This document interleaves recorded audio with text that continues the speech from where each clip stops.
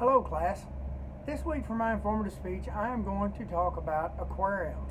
Now, as kids we sometimes gain a fascination for aquariums and fish.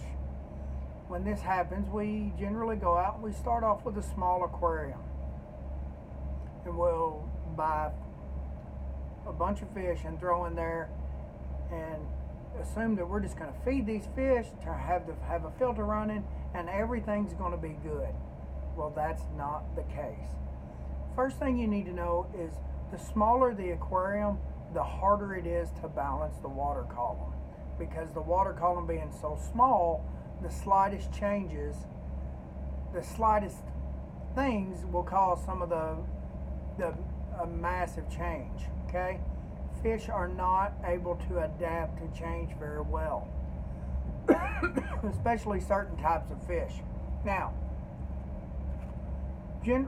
so a lot of times we'll buy an aquarium, we'll put a bunch of fish in it, we'll start feeding it. 3 or 4 days later, we'll come in and we'll have a bunch of floating fish.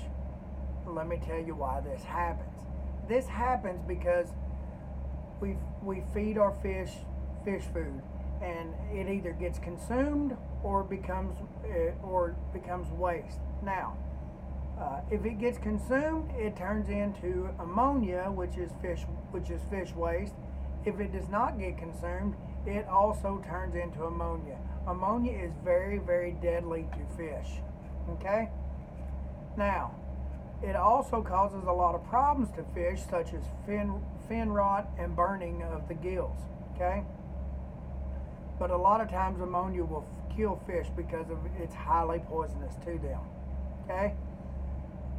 So what we hope to achieve here is we hope to achieve such a slow growth of ammonia that we also gain a beneficial bacteria in there which consumes the ammonia. This can happen in a natural cycle, or you can buy beneficial bacteria at your local fish pet store, and you put in the required amount per the manufacturer's instructions. So once this beneficial bacteria begins to grow in the aquarium, it consumes the ammonia and turns it into nitrite. Okay, nitrite is also poisonous to fish, but not as poisonous to fish as ammonia. So after we start to gain nitrite in our aquariums, again in the natural cycle, another type of beneficial bacteria is created, and it grows and it begins to consume the nitrite. When that consumes the nitrite is then converted into nitrate, which is much less poisonous to the fish. Okay? We could also put plants in our aquarium, which will speed up the conversion from nitrite to nitrate. And a good benefit of this is, although nitrate is much less poisonous to fish, much less harmful, in higher concentrations it will poison and kill our fish as well. So one way that we combat nitrates is we do water changes. We'll take, say, 50% of the water out and put 50% of clean, fresh tap water in there that's been treated to dechlorinated.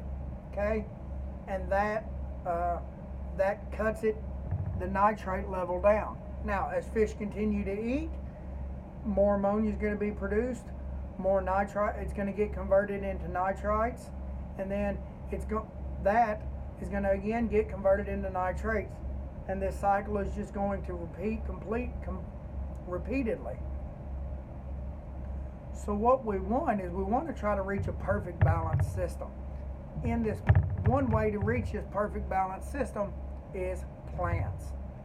Plants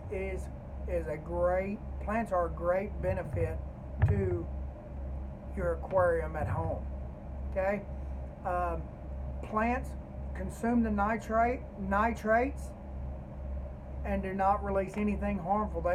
They feed off nitrates. and that's what causes them to grow. And plants put oxygen back into the water from the nitrates. So sometimes we're not able to do this. We keep fish like South African cichlids and things like that. And somewhere way back in history, cichlids and plants had a big old fight, and cichlids won. Still to this day, cichlids will eat plants and tear plants up and uproot plants, and that makes it very difficult to keep a system balanced in a cichlid tank without some kind of external means, or doing massive water changes, or having a second aquarium blow-up that the water is pumped through that holds a bunch of plants. So make sure that if you decide to get into the aquarium hobby, you do your research and you figure out before you start how you're going to start your nitrate cycle, your nitrite cycle. Figure out how you're going to start your nitrite cycle, how you're going to grow your beneficial bacteria at a rate that can keep up with it, and how you're going to maintain and hit a level of that maintains your water quality and keeps it stable. Thank you for watching, and I look forward to seeing y'all again.